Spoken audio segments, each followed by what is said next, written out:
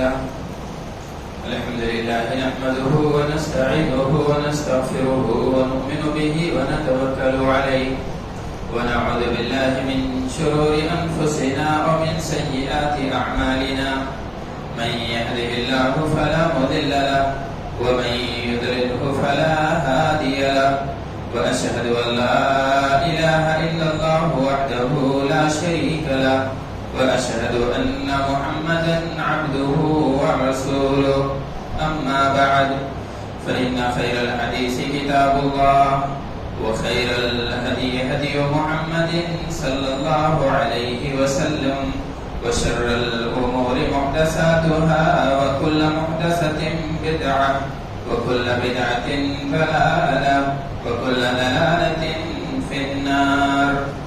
أعوذ بالله السميع العليم من الشيطان الرجيم. بسم الله الرحمن الرحيم.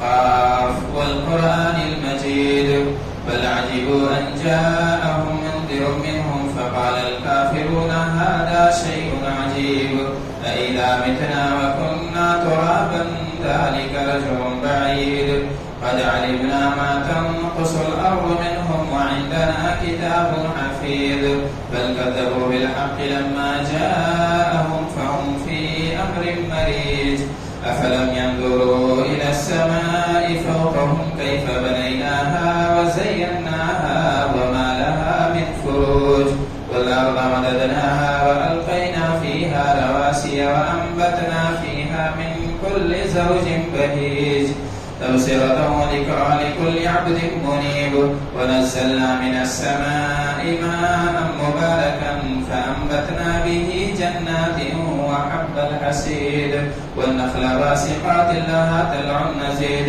رزقا للعباد وأحيينا به بلدة ميتا كذلك الخروج كذبت قبلهم قوم نوح وأصحاب الرس وثمود وعاد وفرعون وإخوان لوط وأصحاب الأيكة وقوم تبع كل كذب الرسل فحق وعيد أفأعينا بالخلق الأول بل هم في لبس من خلق جديد. وقال تعالى في موضع آخر يا أيها الذين آمنوا كتب عليكم الصيام كما كتب على الذين من قبلكم لعلكم تتقون. وعن عبد الله بن عمر رضي الله عنهما قال قال رسول الله صلى الله عليه وسلم بني الإسلام على 5 شهادة أن لا إله إلا الله وأن محمد رسول الله وإقام الصلاة وإيتاء الزكاة والحج وصوم رمضان متفق عليه. معزز حاضرین مجلس، میری ماں اور بہنوں، اللہ تبارک تعالیٰ کی حمد و ثنا کے بعد درود و سلام ہو جناب محمد رسول اللہ صلی اللہ علیہ وسلم پر، جن کے ذریعے سے اللہ تبارک تعالیٰ نے ہمیں دین اسلام جیسی عظیم نعمت بخشی. چونکہ ماہ رمضان کا یہ پہلا خطبہ ہے، اس لیے رمضان سے متعلق تھوڑے بہت احکامات بیان کیے جائیں گے، اور اس کے بعد اس مہینے سے ہم کیسے فائدہ اٹھائیں اور اس مہینے کو اپنے لیے ہم کیسے بابرکت بنائیں اس کے طریقے دیکھیں گے. آیت کریمہ جو میں نے آپ لوگوں کے سامنے پڑھی ہے، اس میں اللہ تبارک تعالیٰ نے صاف صاف فرمایا کہ ایمان والو، روزے تمہارے اوپر ہم نے فرض کر دیے ہیں. ویسے ہی فرض کر دیا ہے جیسے کہ تم سے پہلی امتوں پر فرض کیا تھا. یعنی کوئی ایسی عبادت نہیں ہے جو بالکل نئی ہو اور انسانیت کے لیے مشکل ہو. انسانوں ہی پر یہ ہم نے فرض کیا تھا اور اس سے پہلی امتوں نے اسے نبھایا بھی تھا.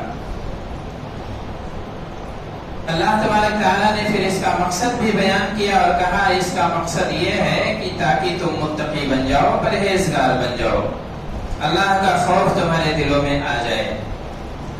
لعلکم تتقون ایاما معدودات فمن كان منكم مريضا او على سفر فعدة من ایام اخر. اللہ تبارک تعالیٰ نے رخصتیں بھی دی ہیں جو اہل اعذار ہیں، یعنی روزہ فرض کر دیا ہے. اب اس کا یہ مطلب نہیں ہے کہ سارے لوگوں پر اس کا رکھنا واجب ہے بغیر کسی استثناء کے اور بغیر کسی فرق کے. ہمارا دین آسانی والا دین ہے، ہمارا دین ہماری مصلحت اور ہماری طاقت کی رعایت رکھنے والا دین ہے. ہم پر کوئی ایسا بوجھ نہیں ڈالتا ہے جسے ہم نبھا نہ سکیں، جسے ادا نہ کر سکیں. ہمارے بس سے جو باہر ہے اس کا اسلام ہم سے مطالبہ نہیں کرتا ہے. تو اللہ تبارک تعالیٰ نے کچھ لوگوں کو رخصت دی اور کہا دیکھو اگر تم میں سے کوئی بیمار ہے یا مریض ہے تو بعد میں ان کی قضا کر لے. اور آپ جانتے ہیں کہ روزے کی فرضیت کے لیے سب سے پہلی چیز یہ ہے کہ آدمی مسلمان ہو، اور اس کے بعد وہ عاقل ہو اور بالغ ہو، اور پھر اس کے بعد مقیم ہونا بھی شرط ہے. مقیم ہو اور صحیح ہو یعنی بیماریوں سے پاک ہو. یہ 5 شرطیں ہیں. اگر کسی کے اندر پائی جاتی ہیں تو اس کے لیے روزہ رکھنا واجب ہو جاتا ہے. یعنی اگر وہ گھر پہ ہے، مسافر نہیں ہے، اگر وہ تندرست ہے، بیمار نہیں ہے، اگر وہ عقل مند ہے، پاگل نہیں ہے، اگر وہ مومن ہے، کافر نہیں ہے، اور ایسے ہی اگر وہ بالغ ہے، بچہ نہیں ہے، تو پھر ایسی صورت میں اس کے لیے روزہ رکھنا واجب ہو گیا. اب اس میں کوئی آپشن نہیں ہے، کوئی اختیار نہیں ہے، اور وہ روزہ کسی اور بہانے سے ترک نہیں کر سکتا ہے. اسلام نے عورتوں کے لیے ایک چھٹی شرط رکھی ہے خواتین کے لیے کہ وہ حیض اور نفاس سے پاک ہوں. اگر وہ اس میں مبتلا ہیں تو پھر انہیں بھی رخصت ہے، ان کے لیے بھی اجازت ہے. تو یہ معلوم ہوا کہ ہمارے سماج میں کن لوگوں پر روزے فرض ہیں. اب ہمارا یہ کام ہے کہ ہم اپنا جائزہ لیں، اپنے گھر کا جائزہ لیں، اپنے آس پڑوس کو دیکھیں، اپنے گاؤں اور اپنے کنبے اور قبیلے کے لوگوں کو دیکھیں. اگر کوئی آدمی ان شرطوں کے پائے جانے کے بعد بھی روزہ نہیں رکھتا ہے تو ہماری ذمہ داری ہے کہ ہم اس منکر کو روکیں. جتنی طاقت ہے اس حساب سے روکیں. اگر طاقت ہے اس بات کی کہ ہم اسے پابند کریں روزے کا، اور ہم اس پر زبر کریں اور جو ہے اس پر زور ڈالیں کہ ہاں تمہیں روزہ رکھنا ہے، تو آپ یہ کام کیجئے. اور اگر ایسا نہیں کر سکتے ہیں تو کم سے کم زبان سے اس کی نصیحت کیجئے. اور اگر یہ بھی نہیں کر سکتے ہیں تو آپ ایسے شخص کو دل میں برا جانیے، اس کے کام کو برا جانیے، اس کے سلوک کو برا جانیے، اور جو ہے اس کو موقع ملے تو تنبیہ کیجئے. اور اس کے بعد اسلام روزے کے ارکان بھی ہیں.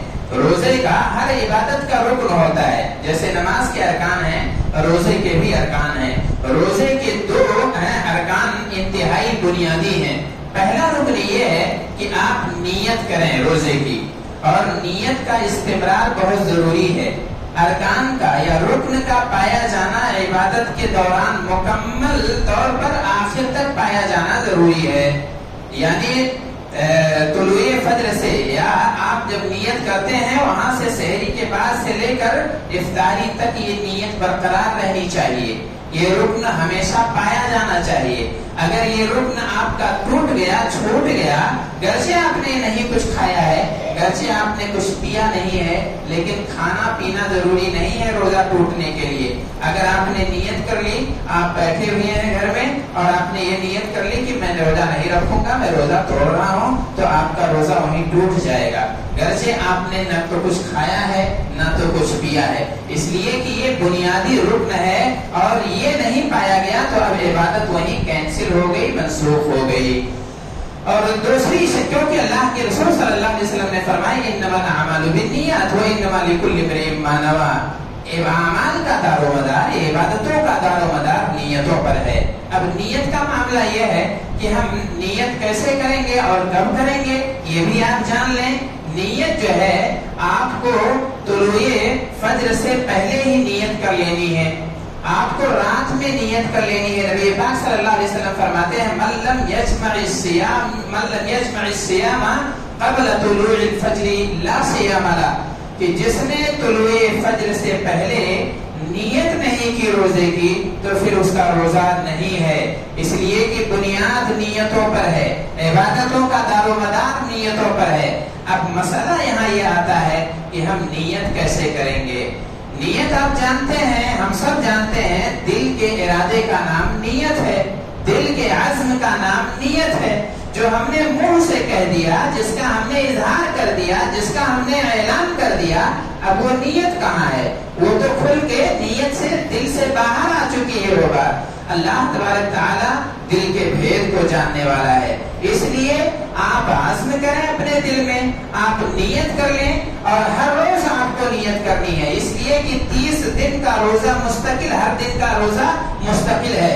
اور کچھ علماء کہتے ہیں کہ اگر پورے مہینے کی نیت ایک ساتھ کر لیتا ہے، دل میں عزم کر لیتا ہے کہ مجھے پورے مہینے کا روزہ رکھنا ہے تو یہ بھی جائز ہے، لیکن بہتر یہ ہے کہ آپ ہر روز رات میں نیت کریں، عزم کریں، اور سونے سے پہلے آپ یہ عزم کر لیں کہ مجھے صبح میں سحری کرنی ہے اور اس کے بعد روزہ رکھنا ہے، یہ بہتر طریقہ ہے۔ اور کچھ لوگوں نے یہ کہا ہے کہ باقاعدہ زبان سے اس کا اظہار کرنا پڑے گا، حالانکہ یہ قول مرجوح ہے، اس لیے کہ اللہ تبارک تعالیٰ کے لیے عبادت کر رہے ہیں۔ اللہ تبارک تعالیٰ کو اگر آپ بتا رہے ہیں کہ میں تیرے لیے فلاں عبادت کرنے جا رہا ہوں، خاص طور سے وہ عبادتیں جن کے لیے زبان سے کہنا ثابت ہے، اس کے لیے ہم اسی طرح سے نیت کریں گے۔ لیکن جس کا ثبوت یہ ہے کہ یا جس کے لیے عمومی حکم ہے کہ نیت کرنی ہے، تو جیسے دل میں نیت ہوتی ہے، دل کے ارادے کا نام نیت ہے، وہی کر لینا کافی ہے۔ اب اس کے بعد ارکان کے بعد ہم یہ جانیں کہ کچھ مستحبات بھی ہیں۔ ماہ رمضان میں کچھ چیزیں مستحب ہیں۔ مستحبات میں سب سے پہلی چیز یہ کہ آپ کو سحری کرنی ہے، آپ سحری کریں۔ اللہ کے رسول صلی اللہ علیہ وسلم فرماتے ہیں تسحروا فإن فی السحور برکۃ، سحری کیا کرو اس لیے کہ سحری میں برکت ہے۔ تو یہ سحری کا ہمیں سحری کی عادت ڈالنی چاہیے اور سحری کی پابندی کرنی چاہیے، اور یہ سوچنا چاہیے کہ نبی پاک صلی اللہ علیہ وسلم کا فرمان ہے اور اس میں اللہ تبارک تعالیٰ نے برکت رکھی ہے۔ اور اس کے بعد سحری میں تاخیر کرنا یہ بھی مستحب کام ہے۔ آپ بہت پہلے سحری مت کر لیں، آپ یہ نہ سوچیں کہ اگر میں 12-1 بجے جو ہے فلاں کام سے اٹھوں گا اور اسی وقت میں سحری کر لوں گا، یا 2-3 بجے میں کسی کام سے نکلوں گا اسی وقت میں سحری کر لوں گا۔ بہتر یہ ہے کہ آپ جو ہے مستحب عمل کریں، افضل ترین کام کے تلاش میں رہیں اور سحری کو مؤخر کریں۔ حضرت انس رضی اللہ عنہ سے پوچھا گیا کہ کتنا وقفہ ہوتا تھا تمہارا اذان اور سحری کے درمیان، کتنا وقفہ ہوتا تھا؟ تو وہ کہہ رہے ہیں قدر 50 آیا، اتنا وقفہ ہوتا تھا کہ جتنے میں ایک آدمی 50 آیتیں پڑھ لے۔ اطمینان سے آپ کبھی 50 آیتیں پڑھ کر دیکھیے اور اس میں دیکھیے، اندازہ کیجئے کہ آپ کو کتنا وقت لگتا ہے۔ تو سحری اور اذان کے درمیان معلوم ہوا کہ معمولی وقفہ ہونا چاہیے، سحری جتنا مؤخر کریں گے اتنے ہی بہتر اور مستحب عمل ہے۔ اسی طریقے سے افطاری میں جلدی کرنی چاہیے۔ اب جلدی کا یہ مطلب نہیں ہے کہ طلوع غروب شمس سے پہلے ہی آپ افطاری کر لیں، بلکہ آپ کا جو ٹائم ٹیبل ہے، آپ کے پاس جو کیلنڈر ہے، اگر معتبر اور موثق ہے تو آپ اس اعتبار سے وقت ہونے کے بعد فوراً آپ افطاری کر لیجئے۔ اور یا اگر آپ کے پاس یہ چیزیں نہیں ہیں، آپ کہیں ایسی جگہ ہیں جہاں سے آپ کو سورج نظر آ رہا ہے، تو آپ کو جب اطمینان ہو جائے کہ سورج غروب ہو گیا ہے تو آپ افطاری کر لیں، اور یہ بہتر عمل ہے۔ اور اسی طریقے سے کھجور وغیرہ سے افطاری کرنا یہ مستحب ہے، بہتر ہے کہ آپ کھجور سے افطاری کریں۔ اگر آپ کے پاس کھجور نہیں ہے، کھجور میں بھی روتب، جو رطب ہوتی ہے، گیلی کھجور ہوتی ہے، یعنی پہلے مرحلے والی کھجور پکنے کے بعد وہ گیلی ہو جاتی ہے اور اس کا رنگ تقریباً پیلا ہی رہتا ہے. تو رطب کھجور سے، نرم کھجور ہے، رطب کھجور سے افطاری کرنا یہ زیادہ بہتر ہے. اگر وہ دستیاب نہیں ہے تو پانی کے لقموں سے یا پانی کے قطروں سے آپ افطاری کیجیے. اور ایک مستحب کام یہ ہے کہ آپ جب روزے کی حالت میں ہوں تو زیادہ سے زیادہ دعائیں کیا کریں، اس لیے کہ اللہ تبارک تعالی روزے دار کی دعا رد نہیں کرتا ہے. اگر وہ احتساب کے ساتھ مانگتا ہے، اگر وہ انابت اللہ کے ساتھ مانگتا ہے، اگر وہ دل کے اخلاص کے ساتھ ہاتھ اٹھاتا ہے تو اللہ تبارک تعالی اسے نامراد نہیں لوٹاتا ہے. اسی طریقے سے ہر کام میں، ہر بھلے کام میں جلدی کرنی چاہیے اور سبقت کرنی چاہیے. جب آپ روزے کی حالت میں ہوں آپ اچھائیاں تلاش کیجیے، آپ نیکیاں ڈھونڈیے، آپ خیر کا کام تلاش کیجیے. جو بھی اچھا کام ہو، جو بھی بھلا کام ہو، آپ اس میں سبقت کیجیے. آپ روزے کی حالت میں ہیں اس لیے ہر اچھے کام کے حریص بن جائیے. یہ سب سے مستحب عمل ہے. اللہ کے رسول صلی اللہ علیہ وسلم کے بارے میں آتا ہے کہ کان رسول اللہ صلی اللہ علیہ وسلم اجود الناس بالخیر. اللہ کے رسول صلی اللہ علیہ وسلم خیر کے معاملے میں سب سے زیادہ سخی تھے. نبی پاک صلی اللہ علیہ وسلم ہر خیر میں بڑھ چڑھ کر حصہ لیا کرتے تھے اور لوگوں میں آپ سے بہتر کوئی نہیں ہے خیر کے معاملے میں. لیکن جب ماہ رمضان آ جاتا تھا تو اللہ کے رسول صلی اللہ علیہ وسلم اور زیادہ نشیط ہو جایا کرتے تھے، اور زیادہ ایکٹیو ہو جایا کرتے تھے ہر بھلائی میں. جیسے پورب کی ہوا باد صبا چلتی ہے، ہر کسی کو فیض پہنچاتے ہوئے، ہر کسی کو فیضیاب کرتے ہوئے چلتی ہے، ایسے ہی رسول پاک صلی اللہ علیہ وسلم بھی ہو جایا کرتے تھے کہ باد صبا کی طرح ہر خیر میں بڑھ چڑھ کر حصہ لیتے تھے اور سبقت کرنے والے ہو جاتے تھے. تو جب روزے کی حالت میں آپ ہوں تو ہر بھلائی کرنے کی کوشش کریں، اچھی بات بولنے کی کوشش کریں، اچھی بات کا حکم دینے کی کوشش کریں، اچھے کام انجام دینے کی کوشش کریں اور آپ سراپا خیر بن جائیں. یہ انتہائی محترم چیز ہے. اور اس کے بعد ماہ رمضان کے احکام، بنیادی احکام جاننے کے بعد آپ اس کی فضیلت سے بھی آگاہ رہیے. اس لیے کہ جب کسی چیز کی فضیلت آپ جانیں گے تبھی آپ اس سے فائدہ اٹھا پائیں گے. انتہائی مبارک مہینہ ہے. فضیلت میں زیادہ وقت نہیں لینا چاہتا ہوں، لیکن آپ اتنا جانیے کہ اللہ کے رسول صلی اللہ علیہ وسلم فرماتے ہیں کہ ہر اچھے کام کا بدلہ 1 سے لے کر بلکہ 10 سے لے کر 700 گنا تک اللہ تبارک تعالیٰ بڑھا دیتا ہے. الا الصوم فإنه لي وأنا أجزي به. حدیث قدسی ہے. اللہ تبارک تعالیٰ کہتا ہے سوائے روزے کے، اس لیے کہ بندہ میری خاطر روزہ رکھتا ہے اور میں ہی اس کو بدلہ دوں گا. مطلب یہ ہوا کہ یہ پیمانہ نہیں رہتا ہے روزے کے بارے میں. اللہ تبارک تعالیٰ لمٹ ہٹا دیتا ہے. جب روزے دار کو ثواب دینا چاہتا ہے، روزے دار کو اللہ تبارک تعالیٰ اپنی نوازشوں سے بخشنا چاہتا ہے، تب کوئی لمٹ نہیں رہتی ہے اور سارے حدود و قیود ہٹا دیتا ہے. اللہ تبارک تعالیٰ اتنا نوازتا ہے جو اس کی ذات کے لیے مناسب ہے، یعنی بے حد و حساب نوازتا ہے. تو یہ روزے کی فضیلت ہے. روزہ ڈھال بن جاتا ہے. اللہ کے رسول صلی اللہ علیہ وسلم فرماتے ہیں الصیام جنہ، روزہ ڈھال ہے. یہاں تک کہ آپ نے کہا اگر تم سے کوئی بدتمیزی کرنا چاہے، تمہیں کوئی گالی گلوچ دینا چاہے، تم سے لڑائی کرنا چاہے کوئی، تو صاف کہہ دو کہ امرؤ صائم، میں روزے سے ہوں، میں تمہاری گستاخیوں کا جواب نہیں دے سکتا ہوں، تمہاری گالیوں کا جواب نہیں دے سکتا ہوں، اس لیے کہ میں خیر کا پابند ہو چکا ہوں، میں بھلائیوں کا پابند ہو چکا ہوں. میں نے اپنے رب کی خاطر، اپنے رب کو خوش کرنے کے لیے روزہ رکھا ہوا ہے. اس لیے میں اپنی زبان سے کوئی غلط بات نہیں نکال سکتا ہوں اور تم سے لڑائی نہیں کر سکتا ہوں، تم سے جھگڑا نہیں کر سکتا ہوں.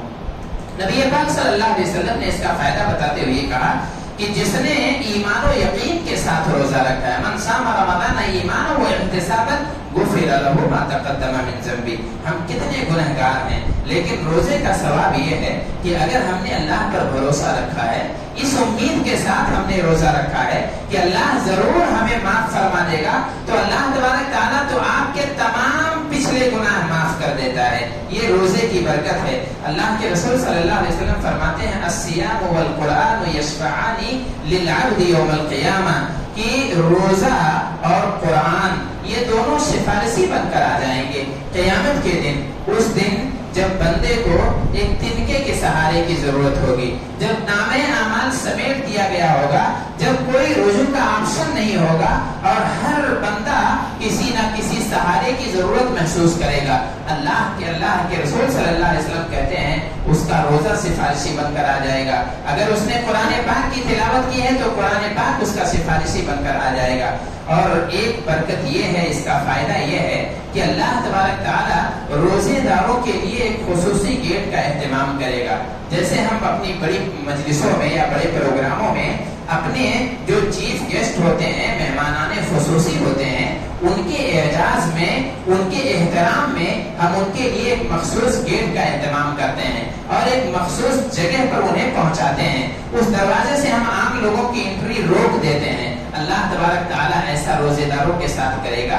باب الریان نامی خوبصورت سا گیٹ ہوگا اور وہاں سے آواز دی جائے گی، کہا جائے گا اس دروازے سے روزے دار کہاں ہیں، اللہ کے وہ بندے کہاں ہیں جنہوں نے اللہ کی خاطر اپنا کھانا پانی چھوڑا تھا، جائز چیزوں کی پابندی اپنے اوپر نافذ کر لی تھی، اللہ کو خوش کرنے کے لیے جنہوں نے روزہ رکھا تھا، وہ آ جائیں اور اس گیٹ سے انٹری کریں. تو یہ فضیلتیں آپ ذہن میں رکھیں. فضیلتیں جاننے کے بعد پھر آپ یہ بھی یاد رکھیں کہ عبادت کیسے قبول ہوتی ہے. میں نے بتایا تھا ایک بار کہ عبادتیں کرنا جتنا اہم ہے اتنا ہی اہم ہے عبادتوں کی حفاظت کرنا بھی ہے. نبی پاک صلی اللہ علیہ وسلم ایک دفعہ اپنے ساتھیوں سے پوچھتے ہیں، کہتے ہیں میرے دوستو بتاؤ من المفلس، فقیر کون ہے؟ صحابہ کرام نے کہا وہی جو جس کے پاس پیسے نہ ہو، جس کے پاس درہم و دینار نہ ہو. نبی پاک صلی اللہ علیہ وسلم نے کہا دیکھو میری امت میں فقیر وہ ہے کہ قیامت کے دن آئے گا، امیروں کی حالت میں آئے گا، نیکیوں کا انبار لے کر آئے گا،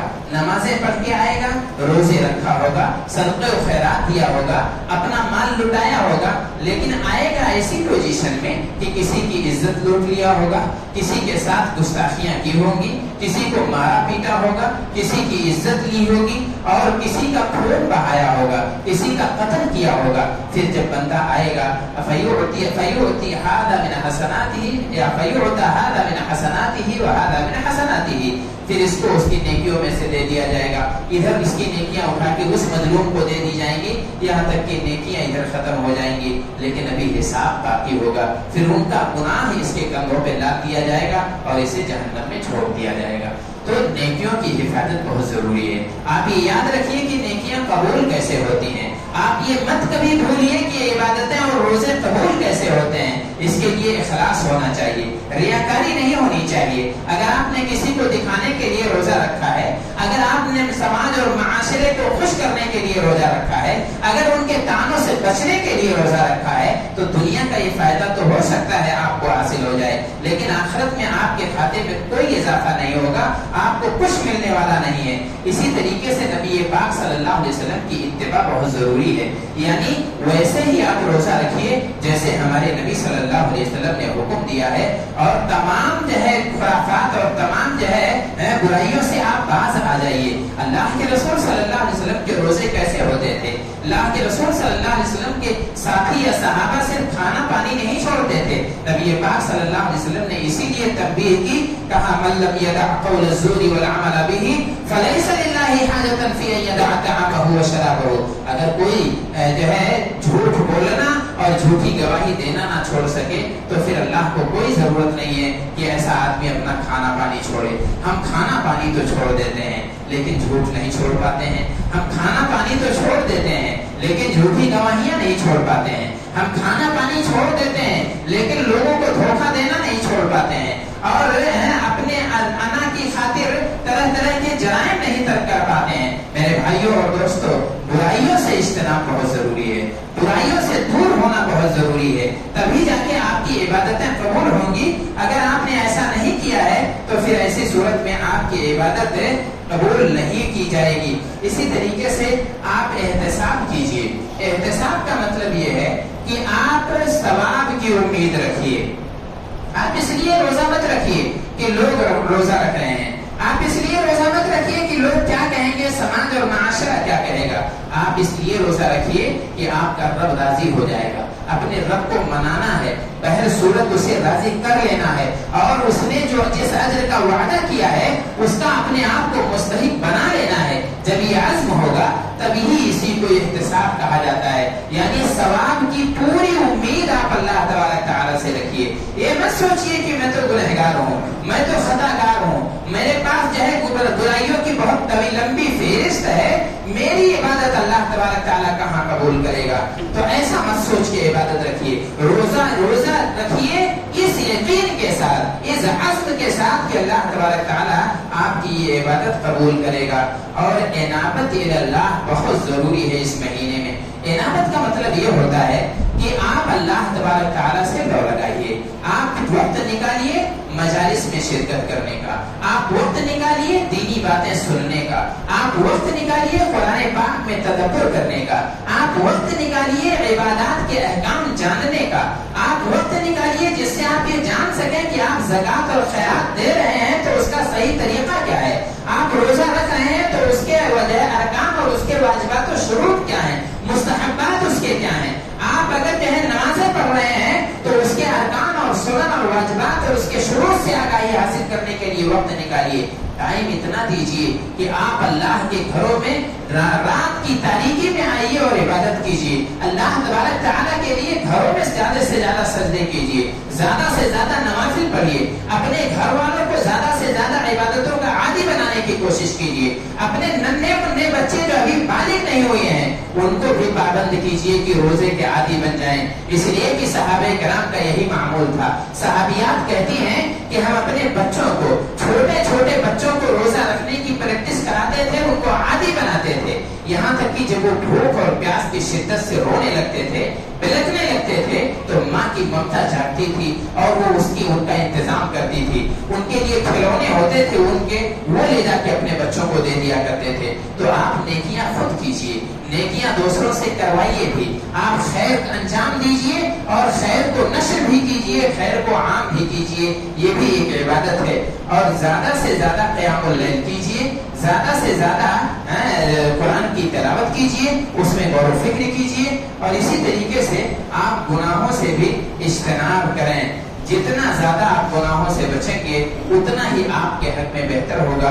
آپ کی تھوڑی عبادت بھی اگر محفوظ رہے گی، اگر وہ ضائع نہیں ہوگی، آپ کی نیکی آپ کے گناہوں کے سمندر میں اگر ڈوبے گی نہیں تب آپ کو فائدہ ملے گا، ورنہ آپ نیکیاں کرتے جائیے، نیکیوں کا انبار لگاتے جائیے اور گناہوں کے سمندر میں، گناہوں کے دریا میں اسے ڈبوتے رہیے تو کوئی انجام کے اعتبار سے کوئی فائدہ نہیں ملنے والا ہے۔ اس لیے آپ جو بھی عبادت کیجیے ان کو ان کے شروط کے ساتھ، ان کی پابندیوں کے ساتھ، ان کی واجبات کے ساتھ، ان کے مستحبات کے ساتھ، اور زیادہ سے زیادہ نوافل ادا کرنے کی کوشش کیجیے۔ اس لیے کہ اللہ کے رسول صلی اللہ علیہ وسلم فرماتے ہیں کہ نوافل کے ذریعے سے، فرائض کے ذریعے سے تو اللہ کی محبت حاصل ہوتی ہی ہے، لیکن نوافل کے ذریعے سے ان کی بھرپائی ہو جاتی ہے۔ اگر ہو سکتا ہے آپ کے فرض روزوں میں کوئی کمی رہ گئی ہو تو آپ کے نفلی عبادتوں سے اس کی بھرپائی ہو جائے گی۔ اللہ تبارک تعالیٰ جب حساب لے گا، دیکھے گا کہ آپ کے فرائض میں کوتاہیاں ہو رہی ہیں،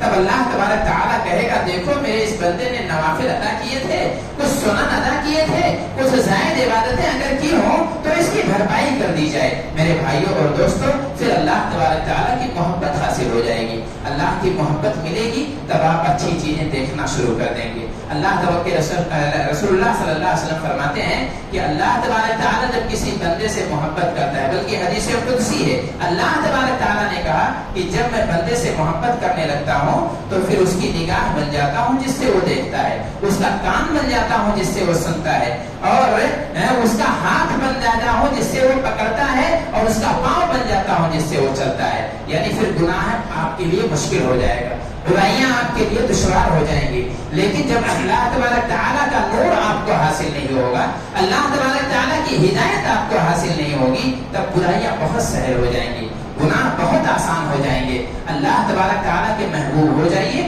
گناہوں سے بھی آپ دور رہیں گے، گناہوں سے بھی آپ جو ہے محفوظ رہیں گے۔ اللہ تبارک تعالیٰ سے دعا ہے کہ اللہ تبارک تعالیٰ ہمیں اپنے فرمان اور اپنی ہدایت کے مطابق روزے رکھنے کی توفیق عطا فرمائے. اللہ تبارک تعالیٰ تو یہ مہینہ ختم نہ ہو کہ تو ہم سے راضی ہو جائے, ہم سے محبت کرنے لگے, اور ہمارے معاشرے اور سماج میں جو مصیبتیں ہیں, جو آفتیں ہیں, جو بلائیں ہیں, تو ہم سے ٹال دے. آمین. السلام علیکم ورحمۃ اللہ.